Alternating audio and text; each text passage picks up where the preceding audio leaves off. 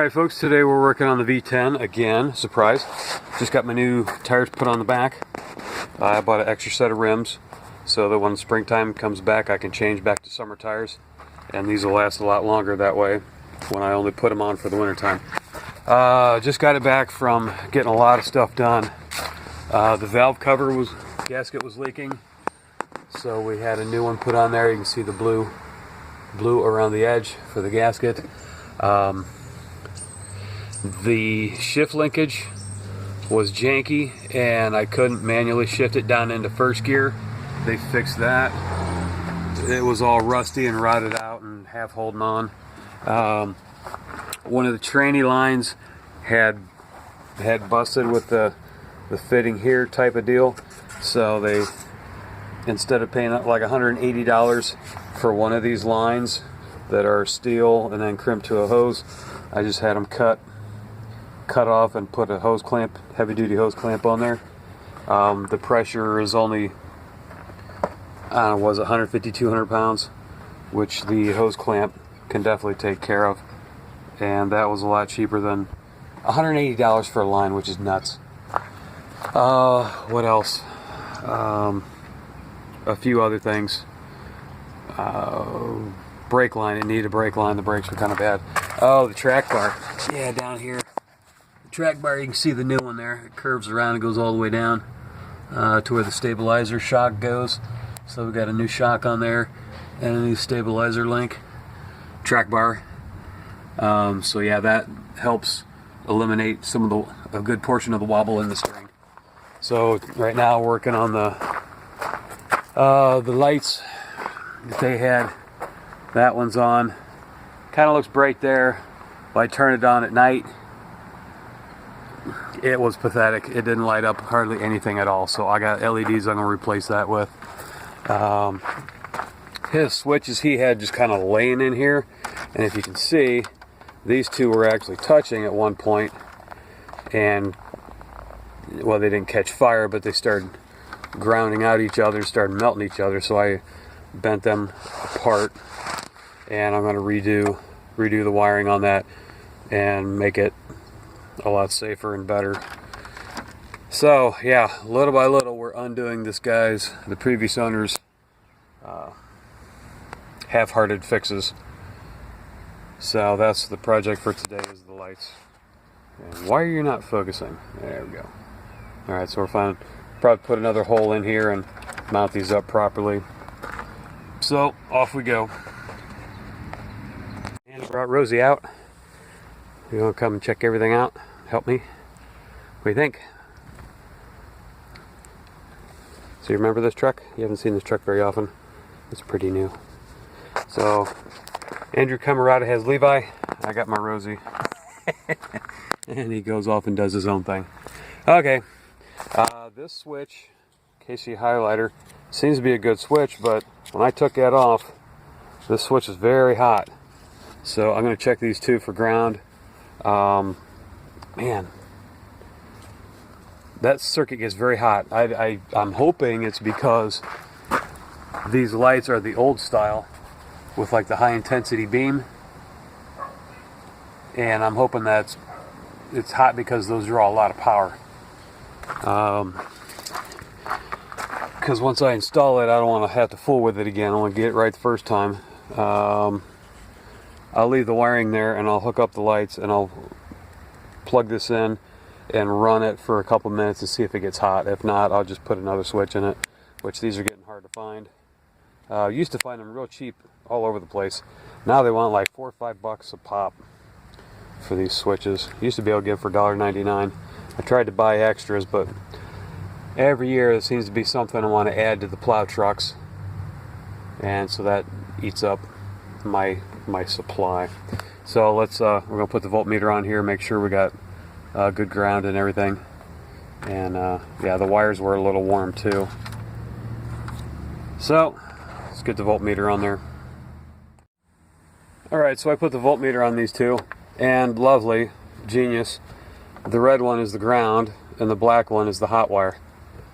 Can you not hook up, even when you have the correct colors? You got red and white, or red and black, and You use them in reverse order. Ay. This is what I'm dealing with, folks. I can't trust it. Turns out I can't trust anything off the previous owner. So I'm going to have to double check everything. I didn't want this truck burning down on me in the middle of winter. Alright, so this is taking way longer. I'm having to trace wires. This guy's got some of these red wires going through the firewall, down around underneath the truck, and just dead end in the middle of underneath the truck. So I'm having to hook them up. Otherwise, hey, yeah, it's been taking longer than it should have. I got this here, the trim piece here that goes in like that, and there's a hole up here. Problem is I couldn't get the locking nut on here because this has a backing plate for strength, rigidity, and this, along with the original part, is too thick. So what I did was I got the old trusty hole saw. I was going to try this guy. I brought it just in case to try and grind it flat. This was the smallest one I had. It's a little too big. I would use about a 1 inch to fit in here. So it's not, it works. It's a little bigger than I was hoping. So I just cut around that and went very gently until I got most of the way around here. And then I took the old chisel here and gently pried it off. And then this one was on a curve, so I did mostly just on that part. And I dug through just a little bit, so next time I'll be a little more careful and pry a little more with the chisel instead. But we got it, and one of them is going to go here, the other toggle switch is going to go here. So I got this ran all the way down and then run up onto here, and this is a floodlight I got from online LED store. I get all my stuff from them.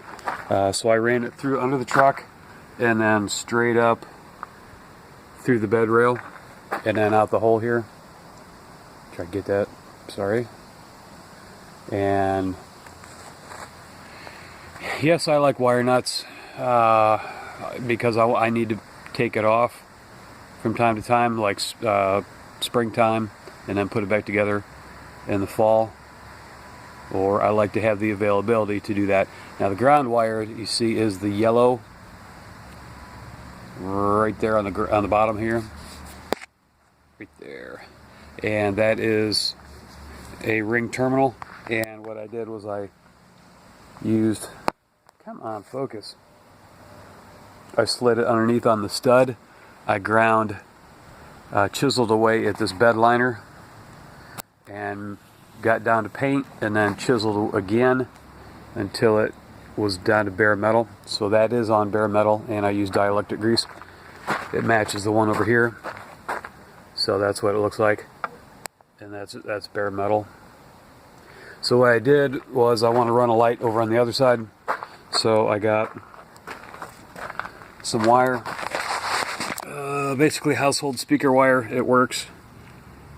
And it's nice because this one actually has one of the cord strands is kind of a goldish color and the other one is a silver, so that makes it easy to differentiate in which one you want to use. So basically I got the power lines coming up through here, and then I use that speaker wire to go down and then across underneath the back of the truck and then back up through to this side, and there it is. So one of them's power and the other one's ground. That gold one on the top is going to be power, bottom one's going to be ground. So I put my other light right here, and there's my power lines to hook it up, and that's about it. So all I'm doing is tidying everything up, and I'm going to put the cowl piece back on and call it a night.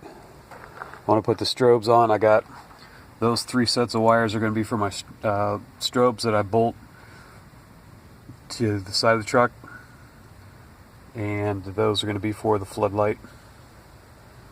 This one was another live. Where are you at? There. Another live one, 12 volts, so I just covered that up so it doesn't ground out on anything. But yeah, that's where we're at. So I was going to mount the switches in the back piece, put that up here, and call it a night. So taking longer than expected, but it usually does. So that's where we're at. So see you tomorrow. All right, another update. I got that in the bottom of the cover piece, and it mates right here, right in the center of the screen there, and it's too close. If I'd put right angle connectors on the wires, it might work, but it's too close against that. So I'm going to put it over here, right where that orange wire is, and below the little coil there, 12-piece wire. Right there in the middle of the screen, folks. That's where I'm going to go. So I am cutting out another hole right here with the old hole saw, and going in nice and careful, and that will put me about where I need to. The problem with this is when it's here up against there, the hole's a little too close to where this metal brace across the bottom is going to be, right there. So I'm drilling it a little bit north of that, and I cut out a little bit of the channel there, and there's nothing behind it, it's just air. So that will get my hole up a little higher and get me right where I need to be for the switch. So that's short modification. So drill something, and you check it, put it together, and you got to redo it. So that's where we're at. Okay, so next day I got the parts of the frame welded and patched up, and we had these from last night, and this one's going to be for the strobe lights. So the bottom one was for the backup lights, which I got mounted right here, and then I did another one over here for the wings on the back blade. I really need to see what's going on back here at night, so I'm gonna hit the light here. Yeah, they work really good, really well. So that's for those. I got one of my strobe lights mounted. I got a back bar here going across. So those are the old turds, and this is the strobe light. I got this one all mounted up, and I'm doing the one on the other side. So I'll flip this on real quick and kind of see.